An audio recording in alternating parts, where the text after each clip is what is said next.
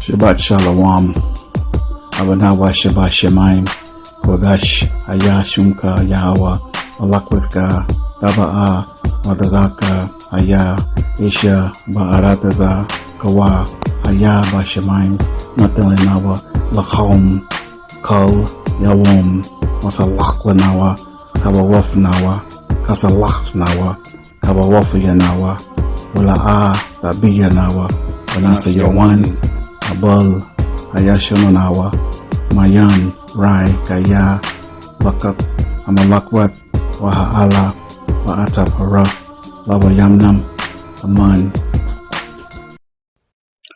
All right, good morning, good afternoon, and good evening, everyone. This is Dr. Ephraim. Today's date is January 9th, 2023. If you listen to the sound of my voice, that means you were blessed to see another day, and for that, all praise, honor, and glory is due to the Most High God of Israel, the God of Abraham, Isaac, and Jacob. All right, welcome to everyone. Got a whole lot of new subscribers. I want to welcome you all.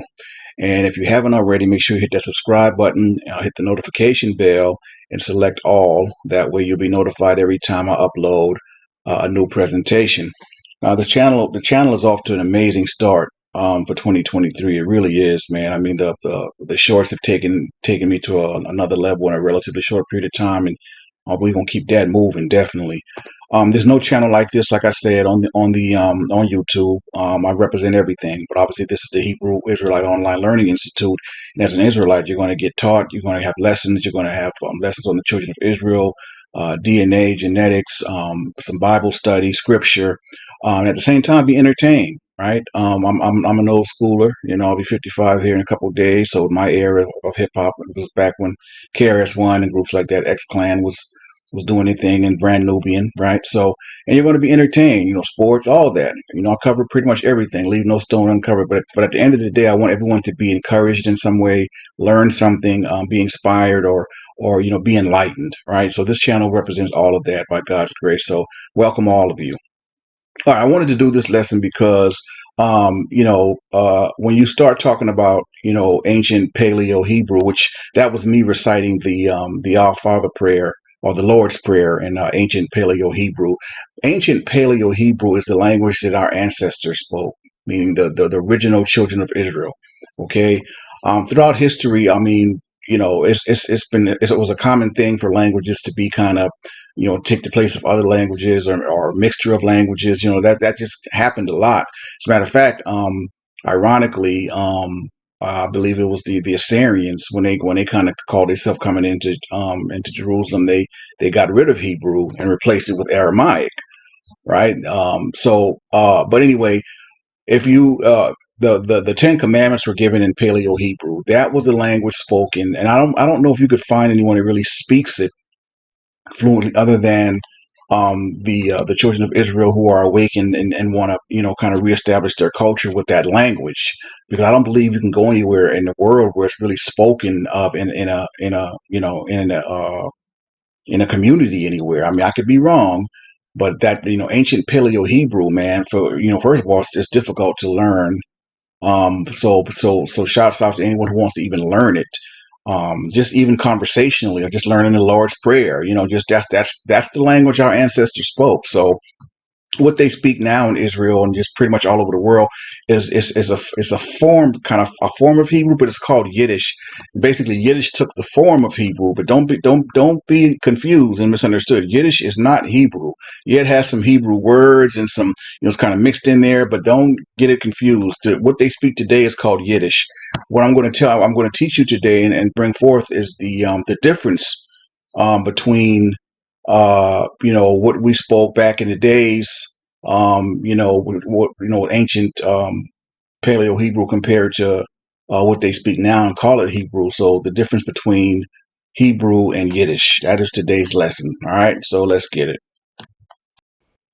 All right, and as I've stated before, I did a lesson on the on the false claim that the Ethiopians have the Ark of the Covenant. Whenever that Ark of the Covenant is uncovered, the real one, and I believe it is hidden, because the Scripture tells us that I believe Jeremiah, either he himself hid the Ark in a cave and covered it up, or had it hidden. But either way, the Ark of the Covenant is sealed up. And I don't believe the Most High would allow anyone to quote unquote to find it or whatever. Just until He's ready to gather His people up all over the world. That Ark of the Covenant will remain hidden. I do not believe the Ethiopians have that. And I believe that's another lie of the many they've told throughout history. But enough of that. But I said that to say that when that Ark of the Covenant is found, we will see that the tablets that the Most High God literally wrote with His hand and His finger to us, to His children, the children of Israel, is an ancient Paleo Hebrew. That's our language. So it's admirable to want to even try to learn it and speak it. I felt so proud, because I was trying to learn it and learning the Lord's Prayer and just kind of. I'm going to bring forth. I don't know how much time I got with this lesson. I'm going to bring forth the Ten Commandments in ancient Paleo Hebrew for those interested in wanting to learn it and learn the language, whatever the case may be. And I'll post that. Okay, no problem. So anyway, back to the lesson at hand. I just wanted to kind of say that real quick. But and for this article, I want to shout out for the source, Miss Madison Jackson.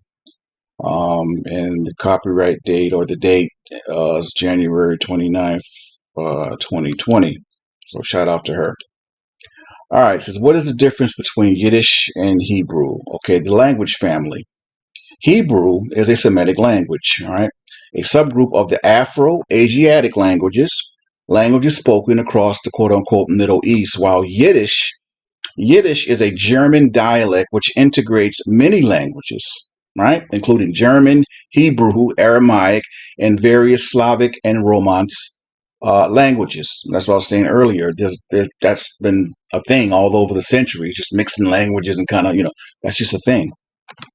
So it says, while Yiddish does use some Hebrew words and is written in the Hebrew alphabet, Yiddish is actually more closely related to German and Slavic languages than it is to Hebrew, especially to Paleo Hebrew. Because you speak ancient Paleo Hebrew to an Israeli today, they'll look at you like you're crazy. I mean, that's just what it is. Matter of fact, they'll be like, "What are you speaking?" Right? Because the Yiddish has taken the place of Hebrew and it's speaking it so long, and over all throughout the world that ancient Paleo Hebrew is not recognized as Hebrew, which is crazy if you think about it. All right, it says the Hebrew alphabet has 22 letters, which are all consonants. Vowels in Hebrew are deduced from context and from marks above and below the Hebrew letters.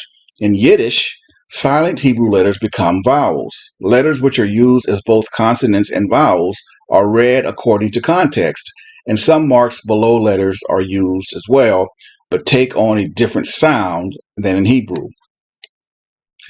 Now, although both Hebrew and Yiddish relate to the Jewish people, Hebrew brings up images of Israel, of quote-unquote Middle Eastern culture, while Yiddish should bring up notions of European culture, of Jewish communities in Europe, right? So now then we start talking about Judaism as the converts practice the religion of Judaism, right? When you start talking about European culture and Jewish communities in Europe, those are the converts to the religion called Judaism, something totally different from Hebrew Israelites, all right?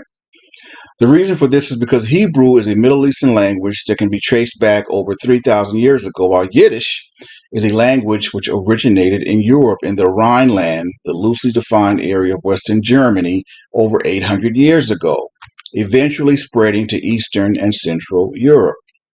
Now, the original purpose. Yiddish was known as Nam Ash, I don't know, I can't even pronounce that, mother tongue, because it was the language that was used daily as a conversational home and business language amongst Jews in Central and Eastern Europe.